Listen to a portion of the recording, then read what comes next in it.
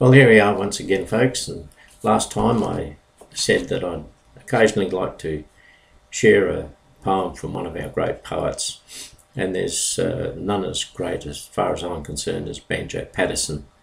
I'd like to read you his poem called Mulga Bill's Bicycle.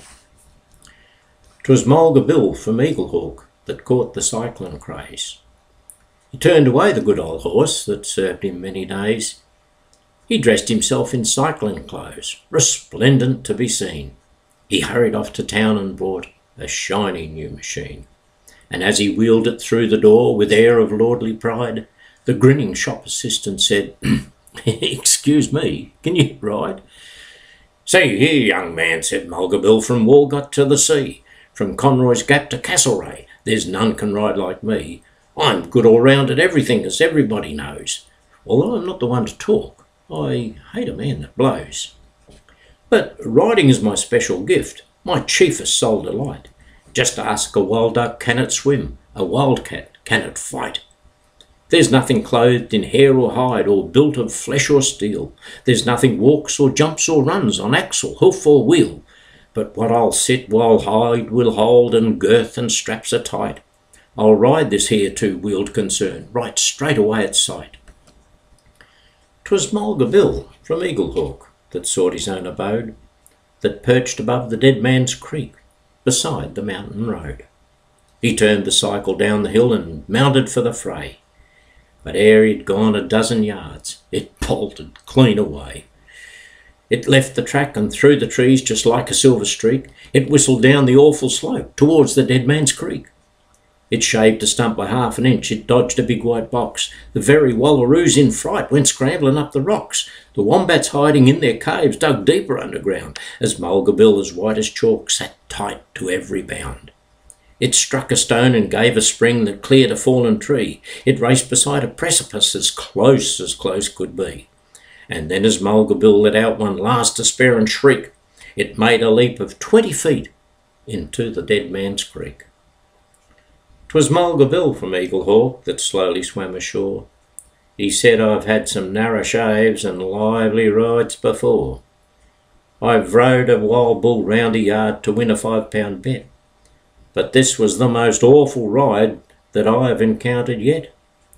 I'll give that two-wheeled outlaw best. It's shaken all my nerve to feel it whistle through the air and plunge and buck and swerve. It's safe at rest in Dead Man's Creek. We'll leave it lying still. A horse's back is good enough, henceforth, for Mulga Bill." Certainly had a way with words, didn't he? Well, what I'd like to do now is to just reflect on what people of my generation would call the good old days. Now, a lot of people would argue that they weren't so good. Well, I'll leave you make your own opinion as I read you a couple of poems here about those good old days. As I sit and ponder in my room, the TV news full of doom and gloom, my mind goes back to the good old days, when skies were blue without thick haze. The creeks and rivers all ran clean, graffiti on walls just never was seen. Tall green trees in bushland grew, the air smelt fresh and clean and new. Fruit and vegetables, goods galore, were delivered free to your front door. The corner store and the baker all are now replaced by the shopping mall. The milkman and his horse and cart no longer daily play their part. Us kids played cricket in the street, without flash shoes, in just bare feet. A fruit box made of thin-cut wood was placed in the crease as a wicket should. A bat and ball were all we had, no helmet, gloves or thick shin pad. We'd play for hours till night would fall, or mum and dad would give a call, "Hey, get that stuff around the back and make it quick, or get a whack. I'll have no buts, just get it in before dad puts his belt to skin." All kids had plenty of jobs to do, feeding the chooks and chopping wood too. Big wood, kindling, chips as well, far too many for me to tell. Our big wood copper in the laundry must be filled and boiling too, for Monday was Mum's washing day, velvet soap and Reckitt's blue. A leg of lamb on weekends meant a roast was on the way. Leftovers meant a shepherd's pie for tea the following day. We learnt good lessons on the way, respect for women and hair of grey. Manners were part of our daily life, and if a kid got into strife, the local cop could give him a clout, say, "Watch it, kid, don't hang about." You'd thank that kid cop for his warning clip, then be on your way without any lip. One thing that gave us great delight was seeing the flicks on a hot summer night. Being out there in the open air, laying right back in a canvas chair, cheering the hero there on the screen, fighting the crooks and staying so clean, belting them hard and laying them flat. But somehow he managed to keep on his hat. Times were harder, that I'll agree, but stress was less and hearts were free. So when I talk of times gone by, don't look at me with puzzled eye. I've tasted those times and the new, and my friend, let me say to you, despite those harder times and ways, my heart still yearns for the good old days. Yes, that was what we called the good old days, and this is some of the things that we really miss. This is called Whatever Happened To. Whatever happened to whistling a song?